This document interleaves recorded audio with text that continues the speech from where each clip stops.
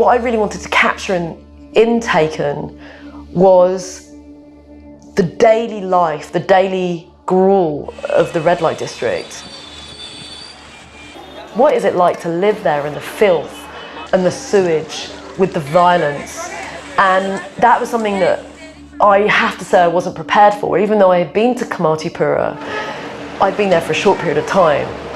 But to be there for months on end, as I was, it's grueling.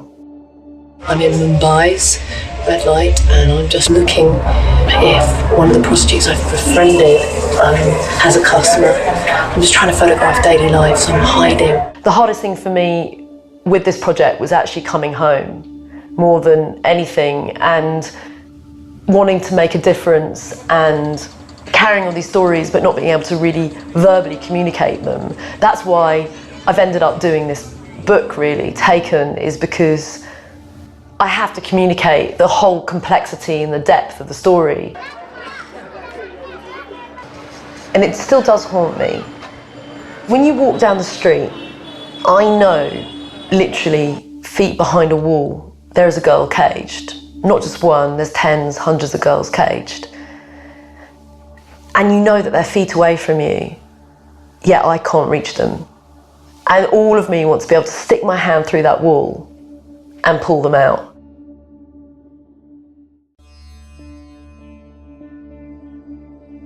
It's really dangerous. You've got to understand, you cannot move around that area. You can't even walk in the red light on the streets, basically. The red light is gang controlled. So if a foreigner comes in, even someone that's not from Kamathipura, even if you're an Indian and walking, they would know you're not local. They would recognise you.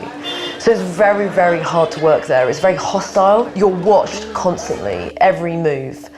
We got lots of things today. We witnessed a lot of violence. It was not fun, very dangerous, and seeing crying, which was not fun. And we are now heading back to rest, and we'll start again tomorrow. The only reason I got access is because I had a former street boy who grew up in the red light district. He knows everything. But it really wasn't because of my relationship. The only reason I got access is because this organisation has worked over 20 years in the area.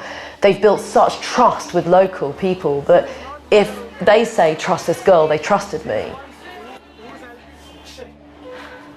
My fixer, it was a real trusting exercise actually, as quite an independent woman. I literally had to trust him with my life. The most dangerous thing about Kamathipura is there's lots of hidden dark spaces. Okay, hold my hand. Oh, can't see anything. If a gangster or a pimp got me, they could drag me into a place, put me in a cage, I'd be lost.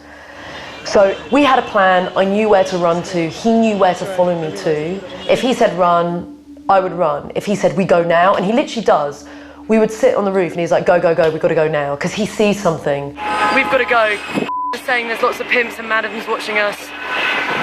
There's eyes on you all the time, you can't do anything, so we've got to go down now just before there's any problems, so we're going to make a move. Something I wouldn't recognise as an outsider, but he, as a local, knows it's danger. One of the things that really did scare me, my fixer told me that he'd heard a rumour that they didn't like this foreign girl walking around. There was a threat of acid attacks at one time, and I got a bit paranoid seeing people with bottles of water. When he felt we'd been there a bit too long for too many days, I would pull out for a few days, let it cool down and come back.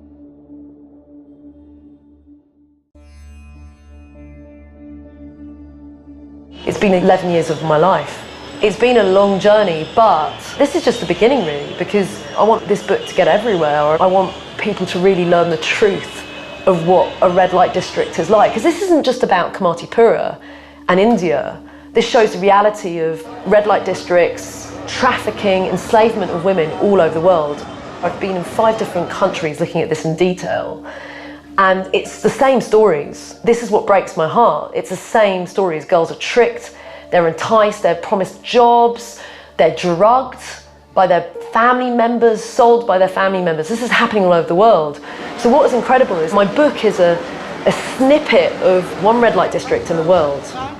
But this snippet tells a story of many women's lives around the world and many red light districts where women are being entrapped, enslaved, and trafficked. It really tells a story of many women.